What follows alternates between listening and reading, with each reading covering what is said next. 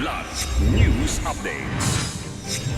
Mga balita ngayon, dalawang kasapi ng NPA timbog sa Surigao del Sur. Barangay Chairman sa Sultan Kudarat nasawi sa pamamari. 29 na estudyante sa Davao del Norte isinugod sa ospital dahil sa umano'y food poisoning. Ako po si Cesar Sorian para ihatid ang mga nangunang balita sa buong kapuluan ngayon. Dalawang hinihinalang miyembro ng isang armadong grupong rebelde ang naaresto sa magkahiwalay na manhunt operation sa Tagbina, Surigao del Sur noong Agosto 21.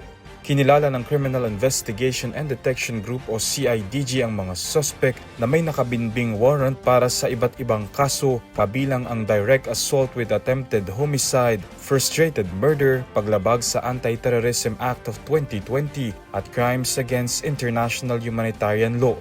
Ayon sa pulisya, kapwa umano kabilang ang mga naaresto sa isang unit ng communist terrorist group na nag-ooperate sa Caraga Region. Isa sa kanila ay kabilang din sa most wanted person sa provincial level ng Surigao del Sur.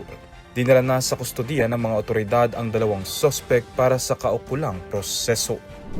Patay ang isang 53 anyos na punong barangay matapos barilin habang kumakain kasama ang kanyang asawa at isang kasama malapit sa kanyang sari-sari store sa Purok 3, Barangay Banawag, President Quirino Sultan Kudarat noong Lunes ng umaga, Agosto 24. Kinilala ng President Quirino Municipal Police Station ang biktima na si Bernaned Captoto Acosta Barua, incumbent punong barangay ng Banawag at residente ng kalapit na Purok 4. Ayon sa pulisya, dakong alas 11:20 ng umaga nang biglang lumapit ang dalawang lalaki at pinaputukan si Barua. Nagtamo ng mga tama ng bala sa iba't ibang parte ng katawan ang biktima.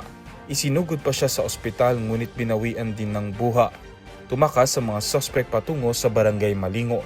Agad namang nagsagawa ng hot pursuit operation ang mga otoridad. Patuloy ang investigasyon upang matukoy ang mga suspect at motibo sa krimen.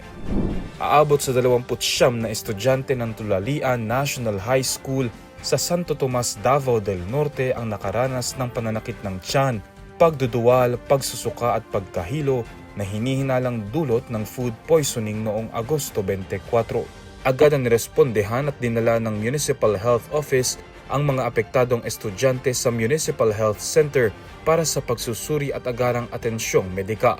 Sa kabuuang bilang, 18 estudyante ang isinugod sa Davao del Norte Hospital Carmen, 4 sa Davao Regional Medical Center at isa sa isang pribadong ospital. 6 naman ang clinically cleared matapos ang pagsusuri.